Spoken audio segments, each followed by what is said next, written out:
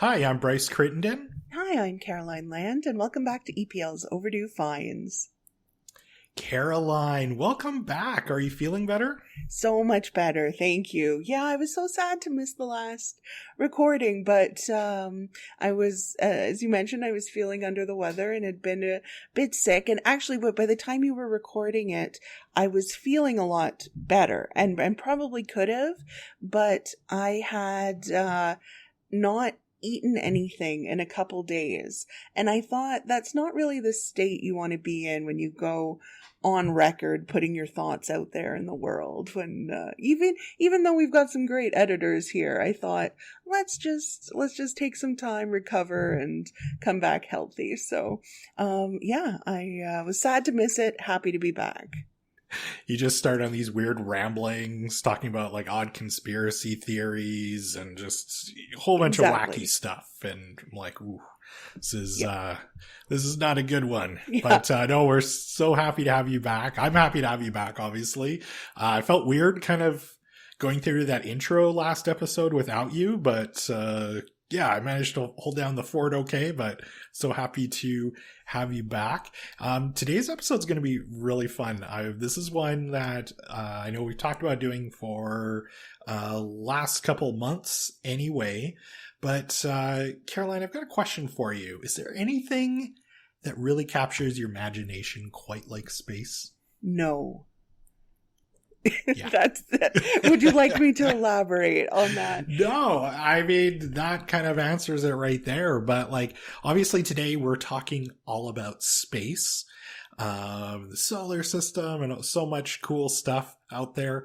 The reason we're talking about it is because we have an amazing new space installation on our large digital wall at the Stanley A. Milner Library. So, first of all, I want to say if you haven't been to our Stanley A. Milner Library, please go down and check it out. And as soon as you walk in, you'll see this huge digital wall.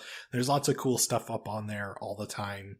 I know, Caroline, you've had a chance, obviously, quite a few times to check it out. And every single time I'm there, it doesn't matter if I've seen it before, if I've seen what's on the screen, I am standing there with my head up, eyes wide open, enjoying it just like everyone else around me. It's really, you have to see it to understand how special it is. Yeah, and one of those people who not only has helped put together our new space installation, but does a lot of programming and stuff around the wall is joining us on the show today. So we want to welcome back our guest, Amanda Derksen. She's a digital initiatives librarian here at EPL. And this is actually Amanda's second appearance on the show. Her last episode was on our Stand By Me episode. Amanda, welcome back to Overdue Finds. How's it going today? It's good. Thank you. I'm really happy to be here. So last time you were on, it's funny because I know Caroline on that episode said this is going to be like the closest I think we come to actually doing like a full-on Stephen King episode. And on that episode, you mentioned that you were doing this really cool reading project and you started it during the pandemic and you were reading all of Stephen King's books, correct? Yes, his novels specifically, because there's too many short stories and other. I was just tired. I cut it off at the novels. But how are you still? Are you still reading all of his novels, or have you abandoned the project? What's the update there? I've caught up. I'm done. Oh wow! Yeah. Nice, good for you. As long as he doesn't write another book, which he should, because he's Stephen King. He will write another book, but currently I am caught up with the publication schedule. Nice. And what was that like for you when you finished your last Stephen King novel of the project? I mean, I was hoping that I'd feel like some intense like joy, like a big rush, and instead it was just, oh well, okay, I've read 63 Stephen King novels and I'm not sure what to do now. But it was probably a bit of a relief to be done. Stephen and I spent maybe a little too much time together over the last few years. So are you gonna keep this project going? Because let's face it, I mean, Stephen King releases, it's like at minimum 1 book a year, probably 2 books per year. Are you gonna keep this thing going? I think it depends how I feel when I see the news that there's a new book. If I feel excited, then I'll keep going. If I feel dread, then I'll maybe take a little bit of a break. Nice. It feels like there would have been a time not that long ago where this is the kind of project where you could have gotten a book deal out of it. You know, like Julie and Julia style, maybe, of like my year with Stephen, or my 63 books with Stephen King and something like that. I think there definitely was a period of time where there was a lot of interest in these types of projects. Yeah, the deep dive. I think, would you have to have a podcast or like have a popular blog in order to get the book deal? I don't know, at the same time. Yeah, you'd probably have to at least do a podcast, I think. And go on this giant discovery and kind of connect it to your own personal life. And then, then the miniseries and book offers would come rolling in for you. So I made a huge misstep at the beginning of this. Yeah. All right. So we are not just talking about Stephen King today, although we probably could. But before we get chatting all about our really cool new space installation at our Stanley A. Milner Library, let's move into our Overdue Finds. Actually, before we move into our Overdue Finds, let's chat very quickly about March Madness, because we are right in the middle of it. We have about a week left by the time this episode comes out, and when we're recording, because we're closer to mid-month. We don't know what's going to happen. There haven't been too many upsets happening yet. I took a quick look this morning. I don't know if you could call it an upset, but I think it was pretty heated there. The Hans versus Hans battle of Gruber versus Landa. Gruber coming out on top. We'll have to see how far he goes in the tournament. And then I think probably the biggest one to date, I just saw it this morning, the Alien defeating Jason Voorhees. Yeah, that one really surprised me, actually, because kind of based on what we had talked about before, where should have we even included the xenomorph, because really this is just a creature, a being doing its thing. So, and there's different, obviously, aliens throughout the whole Alien franchise, but yeah, that one surprised me. Like, I thought for sure Jason Voorhees was a slam dunk, like, move on to the next round.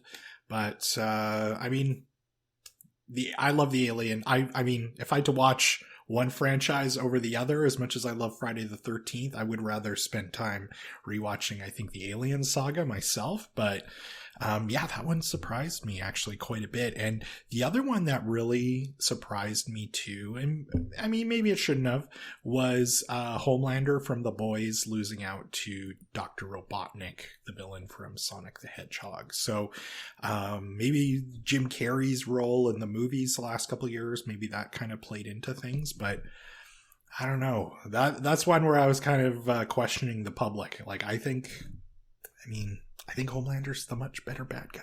That's how you know we're in March Madness. We've reached that stage. So, yeah, because we're recording this, the votes are happening every single day. We don't know who is there right now, but you can head to epl.ca/podcast, as well as all of EPL's social media channels, to check out who is doing battle in March Madness today, gearing up towards the final. I can't wait. Yeah, it's been fun to watch. Amanda, let's move into our Overdue Finds picks. What have you been enjoying lately? I've been really obsessed with a game called I Was a Teenage Exocolonist, which sort of coincidentally fits with our theme today, but that's just incidental. It's by Northway Games, and it's sort of an RPG card, like deck building game. And you start off as a 10-year-old on an exoplanet that you've just landed on, and then you go through the next 10 years trying to level up particular skills, do particular things, make friends, meet aliens. And it's really replayable. Like, it's meant to be replayed over and over and over again. They've sort of got a neat time travel past life features, so it's really rewarding, and I can't put it down. I've played it 5 or 6 times at this point. Wow. Yeah. So which system do you play that on? I have a Steam Deck, so I'm playing it. It's a PC game, and then it's also available on Switch, but digital only, unfortunately. Yeah. Wow. So I like to consider myself a gamer. Although mostly it's just Call of Duty, but that's a whole other story. So you mentioned that it's like a deck building game. Can you, because I've heard this term before, but I don't think I quite exactly know what that means. Can you explain, I guess, to listeners who, like myself, maybe don't really understand that concept of deck building games? Oh man, so I'm not actually sure I understand it myself, because this is my first deck building game. So I said that term very confidently, but unpacking it could be a little bit tricky. Vicky Varga will be sitting there listening going like, no, Amanda. This is a terrible explanation, because she's a big deck builder. But as far as I understand it, you are rewarded with cards of certain values and types, and then you can use them to build winning hands. This one is very much modeled after some of the poker games, so you build straights and flushes and pairs and that kind of thing. But it's a really nifty mechanic for this type of game because they've attached each card to a memory that you've earned. So they're all demonstrations of things that you've earned or achieved throughout the game. That's cool. I like that. Especially for games like that where you said there's like replayability, like you can go through it, but then like do it again and give you totally different game experience. So that sounds really cool. Caroline, you were unfortunately sick. Yeah. So was there anything that maybe was at least brought you a little bit of joy maybe during your time of illness that you can share with everybody today? You know, it is interesting that you say that, because when I was sick, I had the worst attention span. There was nothing that I would put something on and then 5 minutes later turn it off, and I just wasn't in the mood for a lot of things. I might do a callback, though, to something that I do tend to watch when I'm sick a little bit later in the show.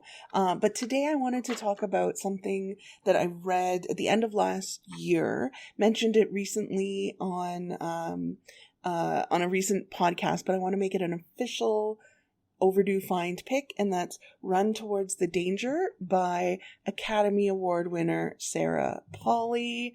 It's her book of memoir essays that talk about a number of different topics, a lot of them related to the physicality of her body and her sense of self as she's grown up in this weird environment of being a Canadian celebrity. So that's not the same necessarily as, growing up with huge fans, like perhaps an American child actor, but at the same time being a working actor as a child. And we talked about this in a recent episode of how weird it is that children are, permitted to have jobs and act, and there are these protections in place in name that sometimes don't always work. And, Sarah, I highly recommend, if you haven't seen it, the documentary Stories We Tell. It's one of my favorite movies. And it looks at Sarah's unique life background makeup and the story of her parents and her parentage, and the narratives that grew up around that with her siblings and her family after her mom died when she was very young. And so the story, the essay about how she had spent a lot of time crafting a narrative around something that had happened with Jian Gomeshi got a lot of attention when the book was first coming out. That is a really interesting one for me. I definitely picked it up because of her experience with concussion and how that changed her ability to work, and her sense of who she was. Just really, really interesting piece. Cannot recommend it enough. And so, yeah, we have a number of things. She's an actress, director, writer, screenplays, a number of things in our catalog, but Run Towards the Danger by Sarah Polley is my overdue find. Love it. Yeah, I saw, well, while we're recording this, the Oscars are actually the night before we're recording this episode. So, yeah, I saw that she won the Academy Award, which is so awesome. Yeah, and yeah, Caroline, I remember you mentioning that book on an earlier episode, and it sounds incredible. And I'm somebody who, I think maybe the first thing I remember really seeing Sarah Polley in was the movie Go from like 99 or 2000, kind of in that time period. So yeah, I wasn't really aware of her doing, being really a child actor before that. But yeah, that book sounds really good. Especially, I love the idea of it being kind of cut up into short essays and everything. So yeah, I'm all for kind of Hollywood memoirs, and that sounds like a really good one.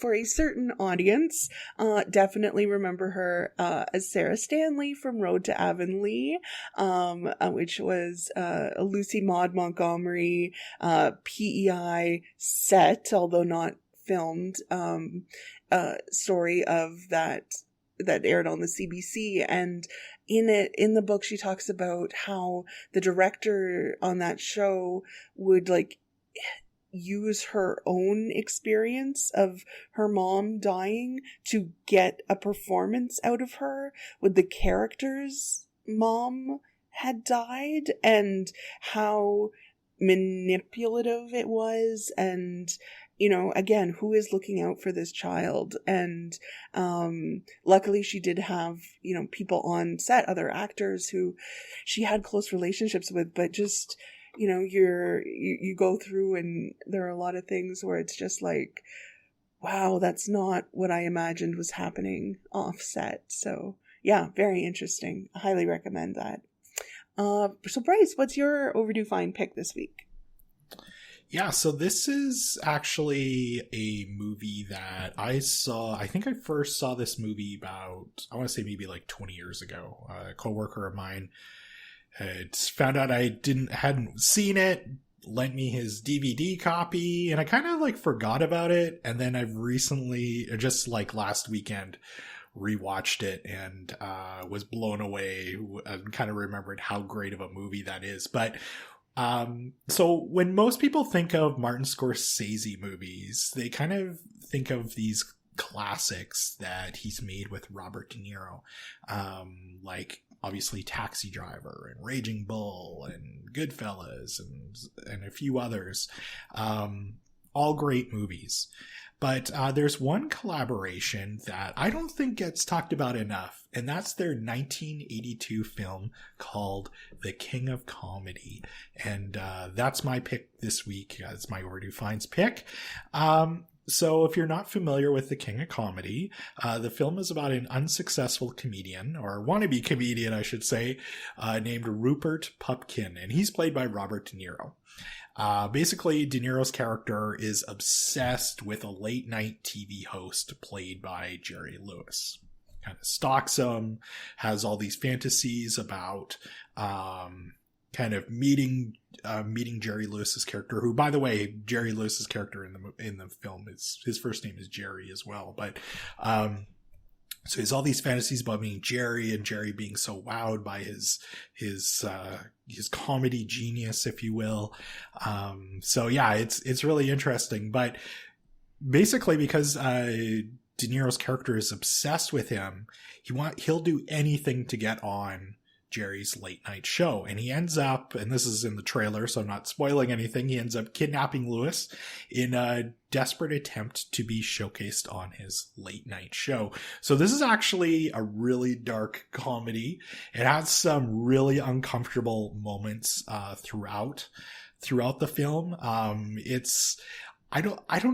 I know this movie won't be for everybody just because of how uncomfortable some of the scenes get. Like, it just gets so awkward. Like, it reminds me of, like, if you think of, like, some of, like, the most awkward moments in, like, The Office or Curb Your Enthusiasm, there's a couple moments in this film that are, like, right up there with Scott's Tots, basically. So, yeah, this is a dark comedy. And there's also going to be lots of comparisons made to the 2019 film Joker. So of course, featuring Joaquin Phoenix, but because I know there's a lot of comparisons because De Niro's character in that film plays a late night talk show host. So anyway, there's lots of comparisons made there. This would make for a really cool double feature. But The King of Comedy, in my opinion, this is an overlooked film.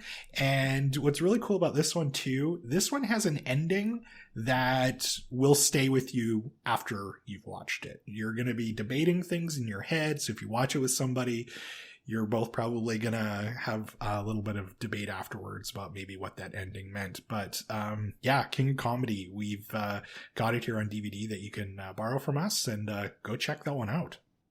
I was all ready to say great, not for me probably, but I think you might have sold me on it. I think I might need to check it out now. Yeah, this is one where, I watched it and I was just kind of doing a deep dive into the history of the movie, and it had great reviews, but just the audience wasn't there for it. And a lot of people kind of forget that this was a Martin Scorsese film. And I think it's just one of his really very overlooked films anyway. So yeah, I think you'd enjoy it, Caroline. Well, if I watch it, I will definitely let you know. Sounds good. All right. So yeah, of course, today, as we mentioned at the top of the show, we're talking all about space and the new space installation at the Stanley A. Milner Library on the wall there. But before we get talking about the new installation, Amanda, can you, I guess, maybe remind our listeners or tell our listeners really what the wall is? Yeah, the wall is an enormous piece of technical architecture sitting in the middle of the Stanley A. Milner Library. I think one of you mentioned, like, you can see it. It's one of the first things you see when you walk in the door. So it's kind of a showstopper depending on what's on there. We have two different sides to it. So there's Zone A and Zone B. And I've heard a few people say or refer to it as the giant iPad in the middle of the library, which, I mean, it does bear a resemblance, but there's way more going on under the hood. There's way more that you can do there. So Zone A, the front side, is where we put the really, really big exhibits. So really immersive, STEAM, learning, educational, spends a lot of development time exhibits. So things like dinosaurs and the living reef and now space. And Zone B is where we get a little bit more experimental. We work with students at NAITS and hopefully McEwen to put together student applications so they develop for the wall as part of their class, which is a really cool learning experience. Yeah, so the wall is huge and enormous, and it's made for immersive digital experiences, and it's driven by many, many computers. It's not just an iPad. But it is interactive. And that's Yes. another piece of it that I think stands out. It's not just a screen with a video. It is something that responds and I guess gets at that immersion you're talking about. Yeah, exactly. There are screens along the bottom that are multi-touch interactive, and we aim to put together applications that include that interactive touch. So the idea is that you can come up, touch something on the screen, learn something, like interact physically with a digital space. So you mentioned the dinosaurs and the living reef. Now space. Why space? What made the team or think this would be a good topic? We did a brainstorming round when we were trying to figure out what we were going to do next on the wall. We knew we wanted to do something really big and really immersive to sort of match dinosaurs and the living reef, which we already had. And we did this brainstorming round, and one of my colleagues, I think it was Brittany in IT, suggested space as a theme, and immediately, like, everybody jumped on board, abandoned their own pitches. We were like, this is a great idea, because we were all thinking about, the dark of space, the black of space, and how good that would look on the wall. And we knew there were tons of educational opportunities. So when you're, a kid growing up, I don't know about you guys, but what I remember most learning is dinosaurs and space. Those were my two top favorite subjects to go through. So we thought that was a good tie-in there, because we do want to have educational opportunities, and we do have lots of students who come visit the library and see the wall, either with their parents or with a class. And we discovered, this was just a happy accident, that this particular discipline, like astronomy, there's so much open public data. And I think NASA is partially responsible for this, because they really believe in the full and open sharing of all data. And so the rest of the discipline also seems to really follow suit. So people create these really cool data sets, they pull things together, and then they make them publicly available. So for example, Stellarium is an app or a program that you can download to do digital stargazing and explore the universe that way. And it's all available to, you can examine the code and download it from GitHub and sort of remake it depending on what you're using it for your own uses.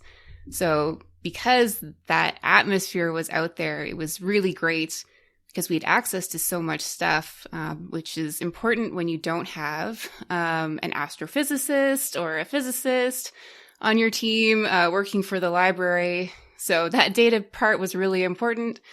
And then Edmonton also has tons of experts who are astrophysicists and physicists or Indigenous knowledge keepers who know what they're talking about and are subject matter experts. So we really leaned on our community as well. So obviously a ton of work goes into creating this.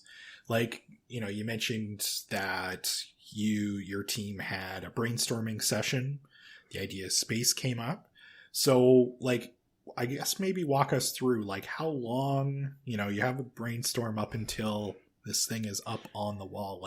How long of a process is that? And how many people do you think, at the end of the day were maybe involved in creating it?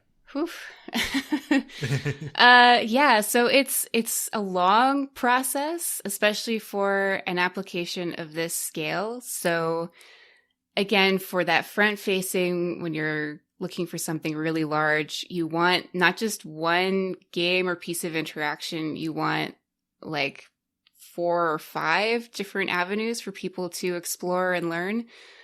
So that's a lot of work, and that was part of the process. So we had the initial brainstorm. The first thing was, is it possible, or this idea, is it possible to put this on the wall?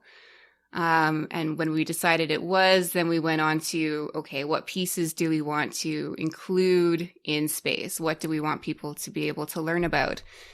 So we reached out to a colleague's brother who happens to have, I believe it's his PhD in, I think it's astrophysics. Dr. Robin Arneson, who very kindly helped us out with some of that narrowing down. because he's done public astronomy education. So that was really great. So we said, hey, we want to learn about the planets. He was like, great, that's wonderful. We said, hey, what about like the spectrums of light? And he was like, well, maybe not for this one. So we pitched some of our ideas about things that we were interested in learning about and having people learn about. And then Robin really helped us narrow down. So did Dr. Sharon Morsink from the U of A. She is in their physics department, I believe. And she also does a lot of that public education. And she helped us throughout the development of the game. She wrote many, many math equations to make sure that everything was accurate. So yes, those two people. And then we still had a thought that we really wanted to include the constellations. And there are so many different cultures who all have sky stories and different constellations, and it was really difficult to decide to narrow it down or to not narrow it down. And a couple of us attended it's called Native Sky Watchers. They do conferences every so often, and they include Indigenous sky culture knowledge, and they're trying to revitalize Indigenous knowledge about the sky and astronomy. So we thought, well, let's definitely include some of that, and we narrowed down to Cree sky culture. So we reached out to George Desjardins from Frog Lake, and he was awesome. He told us amazing stories. It was really incredible. You can hear his voice in the application because there's no comparison between hearing it versus just reading it. But yeah, it was a long process. I would say at least 2 years. We had 3 or 4 subject matter experts from outside, and then we have a really, really small development team. We have two developers, and that's it. So they do incredible work. Melissa and Haley, amazing people. I know that there's been a lot of excitement about this. I remember hearing it being presented at one of our internal meetings last year. And just even, over Teams, you could tell that the people listening were really, really excited about it coming. And the first time I saw it at the Stanley Milner Library, I didn't realize it was already kind of running or in test beta, whatever was happening that day. I wasn't expecting it. And so I had that experience of like walking in and getting my mind blown by not expecting to see the universe at the library in such a visual way. So I think that's one of the really cool things is that this is something that we can talk about and share and get people excited about because it's not something you traditionally associate with a library. No, it's really cool. And we have some stuff that we haven't done yet with it. But Melissa put together a packet of like activities for people to do while they're visiting the wall. And Dr. Morsink gave us a really cool spreadsheet that lays out a scaled model of the solar system if the sun was, say, a meter large and located inside of the Stanley A. Milner Library. It's like, where are the other planets in relation, like in the city? So I think one of them's at the Mootart and Horlack Park. And so it's almost like a scavenger hunt, like where in the city is the rest of the solar system? And there's all these cool connections that you can make at the library with the universe and space. That's so cool. And I think, we're able to take that theme and then use it in other ways as well. I know that the theme for our spring break classes this year is out of this world, and we might not all have the wall in our branches, but we can have some fun talking about space and planets and science and technology and all of this, and recreate some of that excitement across the city. Mm-hmm. One of the cool things too about working out of the Stanley A. Milner Library is getting to see, like, we of course have lots of like daycare groups or school groups come through. And so when you go into the main lobby, you see them interacting with the wall. Have you had, Amanda, I know you're super busy, but have you at least had a chance to go and see and kind of really witness kids or people kind of really getting to enjoy the application? And have you had a chance to do that yet?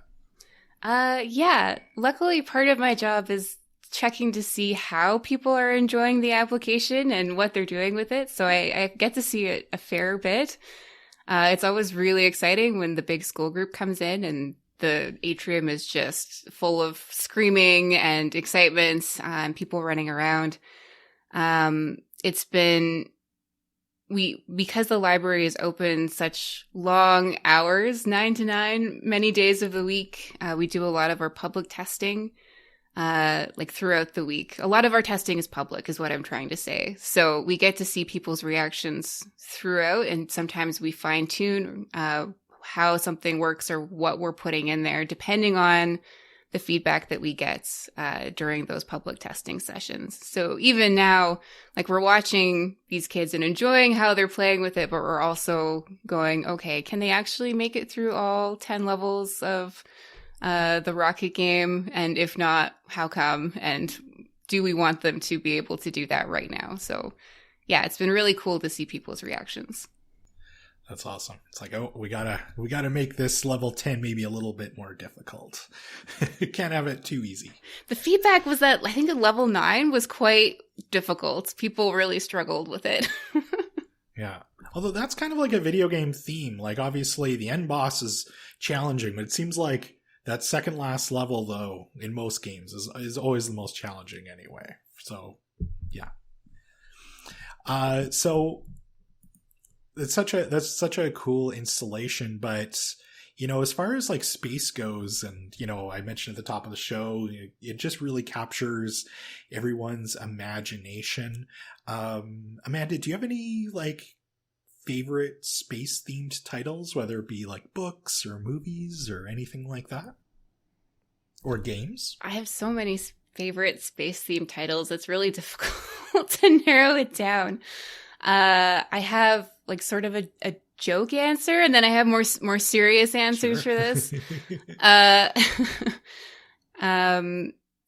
was thinking about The Expanse recently. I know like the TV show has ended, the book series has ended, but as far as space themed titles go, like that's one of my absolute favorites, because space is such a, like, the mechanics of space and how you're moving through it are such a huge feature of the show and the books. I think someone once described gravity as like an additional main character in the show, which I think is really, really interesting. And I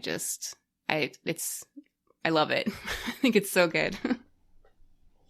Caroline, how about you? Do you have any favorite space themed titles? When we share Overdue Finds picks, I don't recall you having a lot of recommendations kind of as far as space goes, but is there any sci-fi that you really love? Well, it's interesting because I did have a ton of stuff on it. My mind first went, I think, to music, and Holst's The Planets is one of my favorite pieces of music. Specifically, Mars and Jupiter are my favorite of that. But then also David Bowie. You know, when you think of all David Bowie's space themed stuff, Starman, Space Oddity, Moon Age Daydream, like that, those songs to me capture, I think, a lot of like the floatiness of space that I think really gets at that like weirdness of space that sometimes might not always come across in like straight up science fiction. It's set on Earth, but I love the idea of Men in Black, and having both. I mean, it has at the end of the movie, at the end of the first one, it has its kind of like famous pullback shot of the universe and how everything all works together. But the idea that, yeah, aliens are here and they've been here for a while, and there's this whole like system of it. I think that's cool. And then my next kind of grouping was the space doesn't really want us there. And that's where I put in Apollo 13, Gravity, The Martian, these things that like really show the effort of how tough it would be, if you were, I think of myself, yeah, I could go to space. I could not go to space. Let's get that clear. I would not be faring very well in any of these scenarios. I would much rather be on the equivalent of like the floating almost cruise ship that is the Enterprise in Star Trek The Next Generation. And so that, of course, there is this kind of exploration feel of that and seeking these new worlds that they're on this mission of discovery. But I think, it is about space, but it's about the people. We've talked about it. I'm a people character driven person. And so that's there. Going back to the question around what do you watch when you're sick, the thing that I put on when I'm sick as my like comfort watch is Best of Both Worlds, Star Trek The Next Generation, which is the Borg episodes, which are not comfort. They are not, but there's something about them. When I'm sick, that is what I want to watch. I find, Commander Shelby are very reassuring in that situation, I guess. And this story of like, it seems like all hope is lost and then it's not. And yeah, I think there's just so much. And like you were saying, Amanda, there's kind of like your joke answers and then serious. And there are, the straight sci-fi and then the things that are less about space, but just maybe happen to be set there. Yeah, I think that's one of the great things about it is it's appealing. The appeal factor of it can speak to so many different people. Bryce, what about you? Well, you mentioned this one already, but I just want to kind of elaborate on one. You mentioned obviously David Bowie, of course, and Ziggy Stardust, and in the movie The Martian. And it's funny because I think the use of the song Starman in the movie The Martian is like one of the best uses of music in a movie ever. Like that whole montage where he's trying to get ready to come back to Earth is perfect. I absolutely love that. A couple titles for me. I love, and this is like one of my, but after Terminator 2, this is probably my second favorite Arnold Schwarzenegger movie, Total Recall. The original, not the terrible remake with Colin Farrell, but where he plays Douglas Quaid and he doesn't know whether or not he's real or he's a secret agent. He's got to get to Mars. Love that movie. It's one of my all-time favorites. And we mentioned this very briefly when we were talking about March Madness. Big fan, of course, of the Alien franchise. And Caroline, that kind of gets into your whole idea of, you know what, maybe we shouldn't be exploring in space. Like, let's stay out of this. I mean, the whole idea of the xenomorph. And, in March Madness, we, of course, have the xenomorph as a villain, but we're the ones kind of invading their territory and, trying to take their eggs in that movie and, all these terrible things happen. So yeah, I mean, the xenomorph's just trying to live and do its own thing. So, but yeah, that's definitely one where it kind of makes you be like, you know what? I'm okay staying here on Earth. I don't really need to get into space too much. One other one I want to mention, just some music. How about the song Intergalactic by the Beastie Boys? So great song, awesome video, and those are some of my favorite space picks. Yeah. I think it's interesting that we're all mentioning sound so much. like sound being such a direction in terms of like picking favorite space theme titles. Yeah. Caroline mentioned it, but Amanda, if you had the chance, would you go into space? Oh, absolutely not. Definitely not. I don't think I could handle the time in the spaceship. It's way too claustrophobic, and knowing that you can't go outside or that you can only go outside in very specific circumstances would just be. And my answer is also partly colored by having just recently rewatched 2001: A Space Odyssey, and it's just it's beautiful, but it's a big no. Yeah, it's one of those weird things where you could go on, like, say, a road trip somewhere and your car breaks down. You know, you call AMA or whoever, or your tow truck, and you come get fixed. But if you're up there in space and something goes wrong on that space station, or, you know, maybe your aircraft, like, that's it for you. It would be beautiful, though, you know. So. Oh, yeah. Absolutely. Yeah.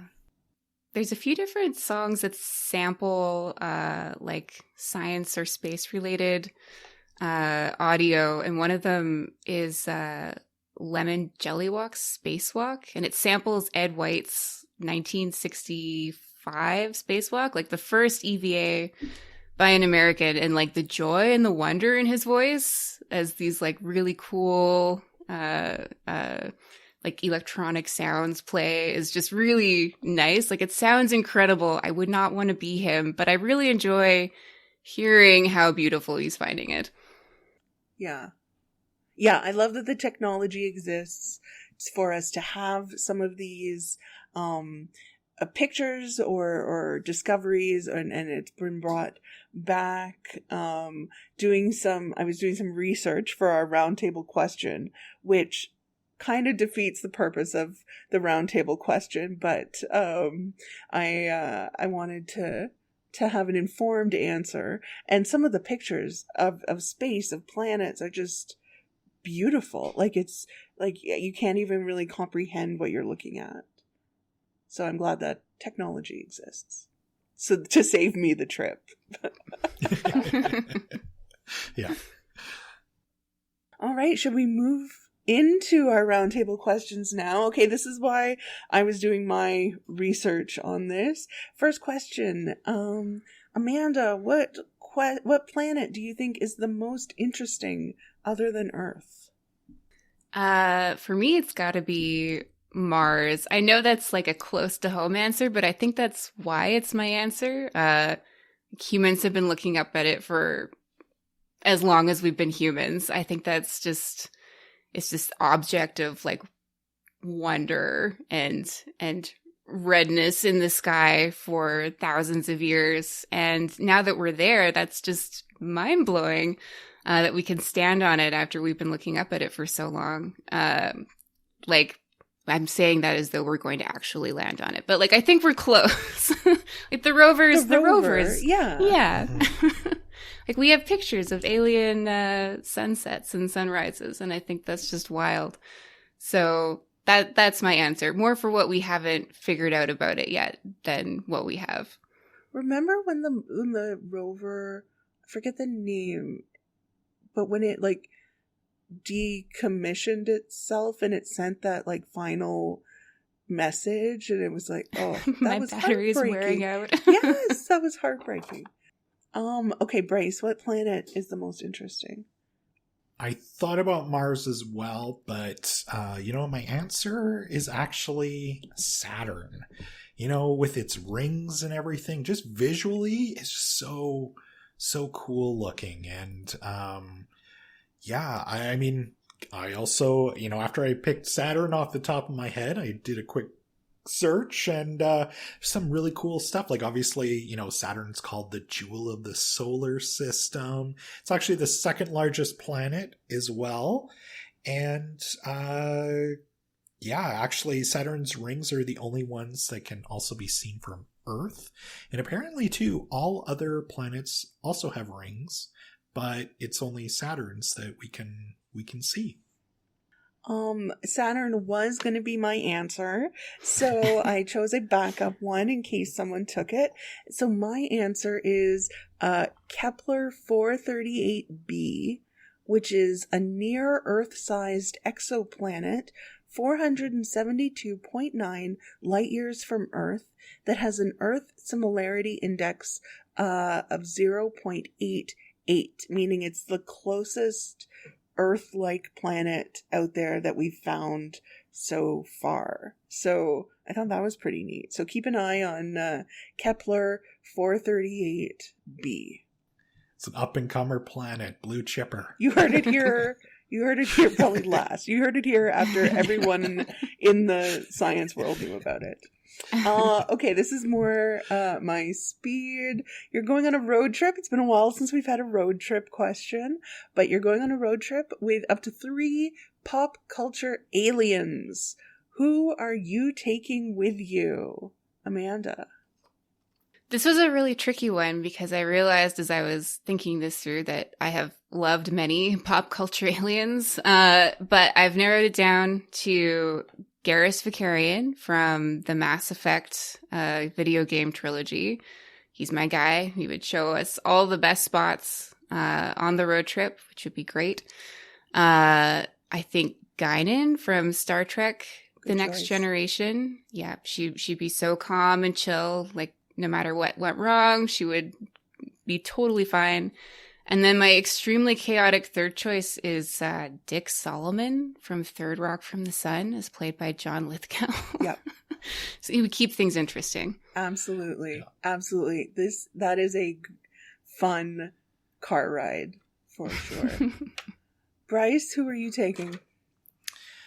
Yeah, so I chose my entertainment more than anything. Like, I think we're going to get in some trouble on this road trip. Nice. So first, I've got Roger the Alien from American Dad. He always has all these different personas and costumes he changes into. So love Roger the Alien, but he would definitely get us in trouble. My second one would be Alf, of course, from the planet Melmac. And, he likes to eat cats and everything. But, so yeah, I think between Roger and Alf, we're definitely getting into some trouble. So my third alien that I have coming with us, just to kind of try to keep us on the straight and narrow, just in case we have any trouble with anybody else, he's going to come in and save us. And that is, and I think this is an alien, Chewbacca from Star Wars. I mean, he's our muscle. So if Roger says something to somebody or Alf tries to eat somebody's cat, Chewbacca is gonna get us out of trouble. So also a nice kind of calming presence. I find him very calm. Yes. I don't know if that's canonical or not, but I find him very calm. Yeah, mine are heavily, I think we're all kind of in the same sphere. My first answer, I was thinking, I've talked about it, I'm not the world's most comfortable driver, so I was thinking, who could we have that could do the driving? Data from Star Trek The Next Generation. Had to think, could an android be an alien? Yes, he's from the Omicron Theta colony, so I think that counts technically. If somebody wants to disagree, podcast@epl.ca, send an email. Happily, we could talk this through. So Data, he could drive all night, right? Like, he doesn't need the sleep. I think that's gonna work. My kind of partner in this, Dick was a great choice. I went with Sally from Third Rock from the Sun, because I think we could get up to some trouble, have some fun, maybe have a few misunderstandings, so that would be good. And then I also just could not get Elf out of my head. And I don't know that, I think it might get annoying after a while, but I just couldn't get him in his trench coat, a disguise out of my head. So that's our crew. I don't know where we're going. I don't know if we'll get there, but I think we'll have a lot of fun. Yeah, Alf would be telling terrible jokes throughout it and just laughing at himself throughout the whole road trip. But I mean, how can you not want to hang out with Alf, though? No, I think Sally might end up like booting him out of the car. He might be the first one to leave, but yeah, it would be good. Well, thank you so much for joining us today, Amanda. Where can people go to find out more about the wall? Yeah, you can find more about what's on the wall and the public schedule at epl.ca/wall. Awesome. We hope you enjoyed today's episode. Make sure that you've subscribed so that you automatically get all of our new episodes. Please also leave us a review on Apple Podcasts. We love getting reviews. And if you like what you've heard today, tell a friend about the show. Yeah.